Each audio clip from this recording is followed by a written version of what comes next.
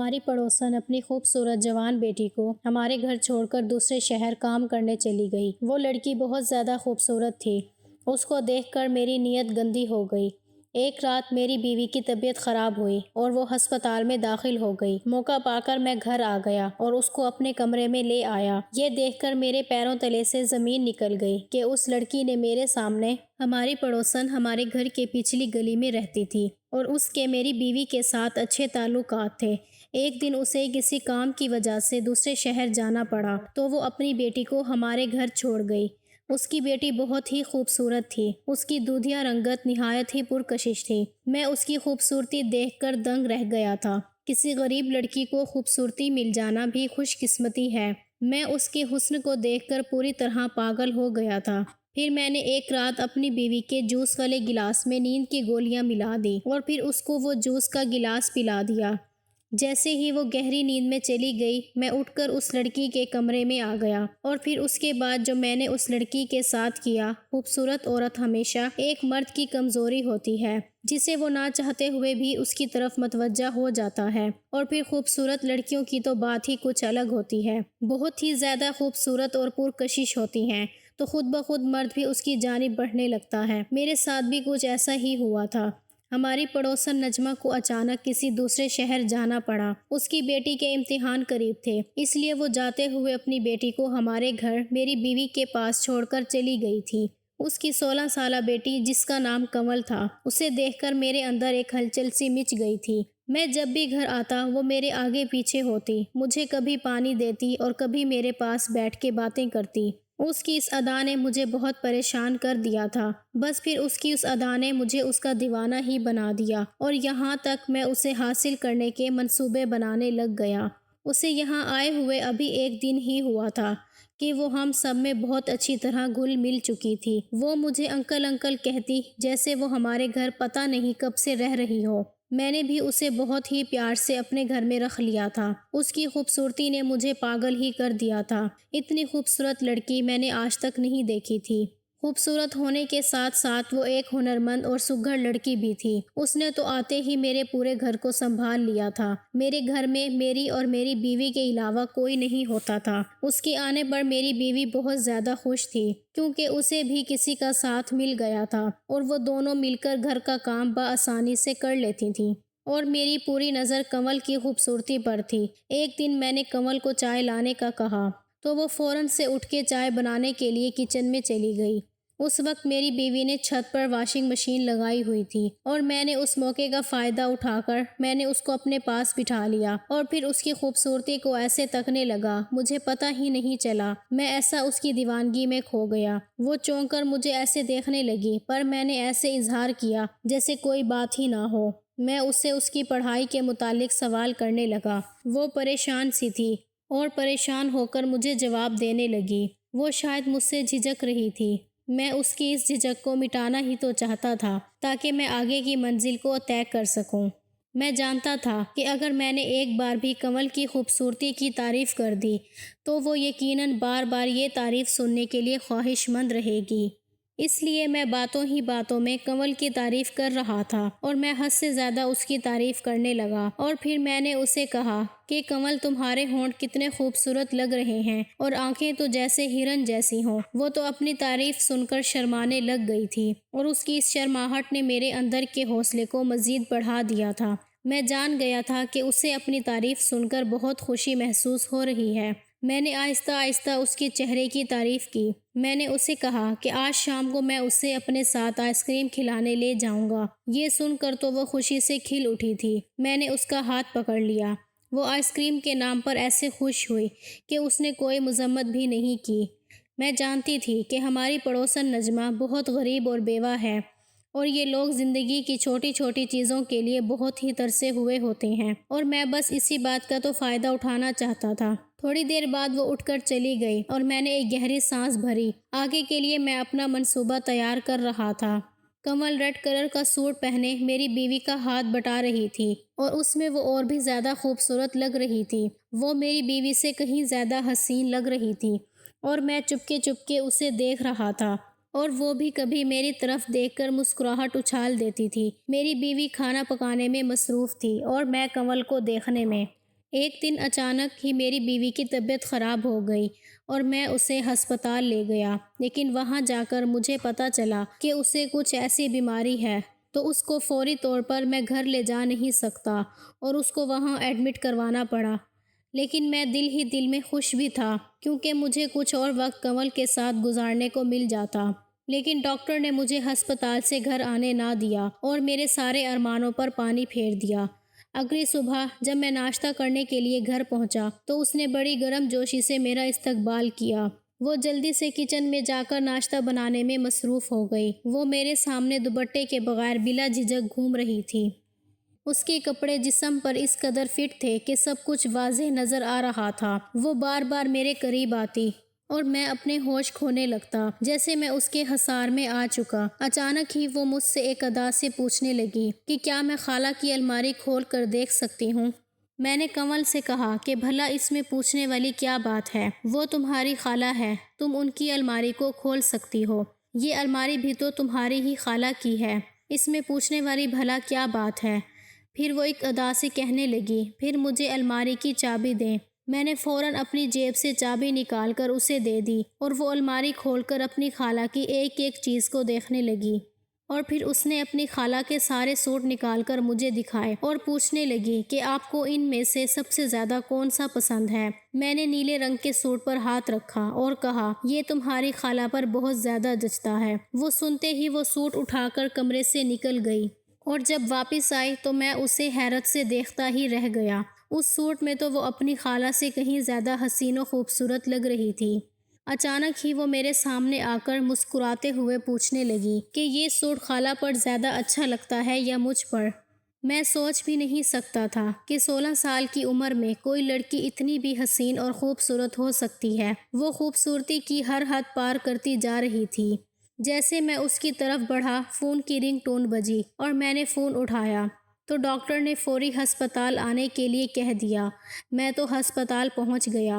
وہاں پہنچ کر پتہ چلا کہ میری بیوی کی طبیعت پہلے سے زیادہ خراب ہو گئی ہے۔ یہ سنتے ہی میری تو حالت بھی خراب ہوئی اور ڈاکٹر اسے ٹھیک کرنے کی پوری کوشش کر رہے تھے۔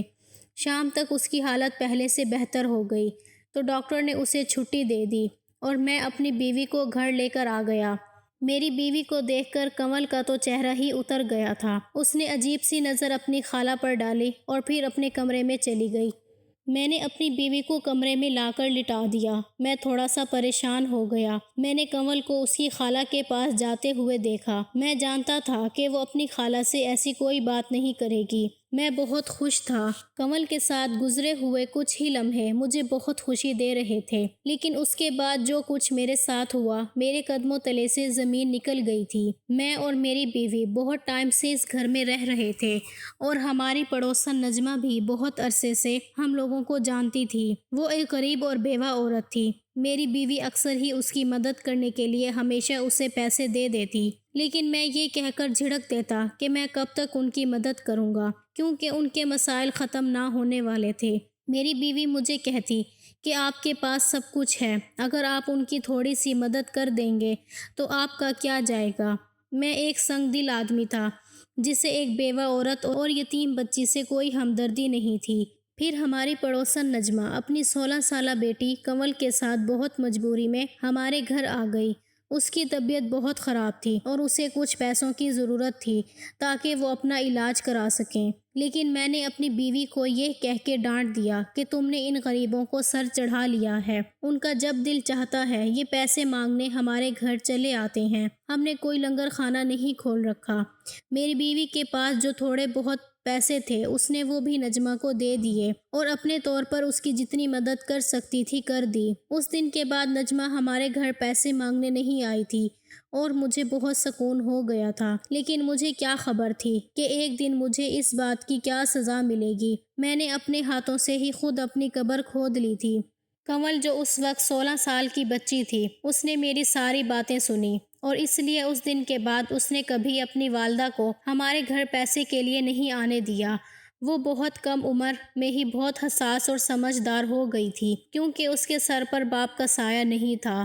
جب میں نے اپنی بیوی سے کنول کی والدہ کے متعلق کڑوی باتیں کی تو کنول نے خود ساری باتیں سن لی تھیں اور اس کے دماغ میں میرا ایک جملہ بس گیا تھا۔ وہ مجھ سے اس قدر نفرت کرتی تھی کہ وہ کسی بھی صورت مجھے اپنے انتقام کا نشانہ بنانا چاہتی تھی۔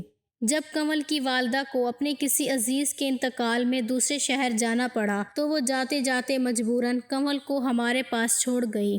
میری شکل دیکھتے ہی کنول کو 2 سال پرانا قصہ پوری طرح یاد آ گیا، اور جب میں نے اسے اپنے پاس بلا کر بٹھایا تو اسے محسوس ہو گیا کہ میری نیت اور نظر دونوں ہی ٹھیک نہیں، لیکن کنول مجھے روکنے کی بجائے مجھے اپنی طرف متوجہ کر رہی تھی تاکہ میں اپنی ہر حد سے گزر جاؤں۔ وہ بہت اچھے سے میری گندی نیت کو جان گئی تھی اور اسی بات کا فائدہ اٹھاتے ہوئے اس نے خود کو میرے سامنے پیش کر دیا۔ رات ہوتے ہی میں نے اپنی بیوی کے جوس میں نیند کی دوا ملا دی کیونکہ میں نے پوری رات کنول کے ساتھ گزارنی تھی۔ تھوڑی دیر بعد میری بیوی کو گہری نیند آ گئی اور میں کنول کے کمرے میں چلا گیا۔ مجھے دیکھ کر اس کے چہرے پر مسکراہٹ پھیل گئی اور جیسے میں اس کے قریب گیا تو وہ 2 قدم پیچھے ہٹ گئی۔ میں اپنی ہر حد سے گزرنے لگا اور وہ آگے سے مذمت کرنے لگی اور مذمت کرنے کے لیے ہاتھ پاؤں چلانے لگی، اور جیسے ہی وہ مجھ سے آزاد ہونے کی کوشش کر رہی تھی لیکن میں نے اس کو حاصل کر لیا۔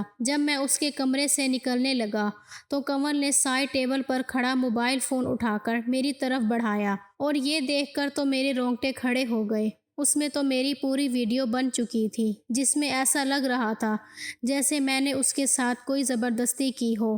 کنول جس انداز سے دھکے مار رہی تھی ایسا لگ رہا تھا جیسے وہ خود کو مجھ سے چھڑانے کی ناکام کوشش کر رہی ہے۔ میں نے حیرت سے کنول کو دیکھا تو مسکرا کر کہنے لگی کہ یہ ویڈیو اس موبائل میں ہی نہیں بلکہ اس کی والدہ کے موبائل میں بھی پہنچ چکی ہے، اور اگر اب میں اپنی بیوی کے سامنے اپنا بھرم قائم رکھنا چاہتا ہوں تو خود ہی ان کی مدد کروں گا۔ کنول بڑی نفرت سے کہہ رہی تھی کہ ایک یتیم بچی کی مدد کرنے میں تو تمہاری جان نکل رہی تھی اور اسی یتیم بچی کو تم حاصل کرنا چاہتے تھے۔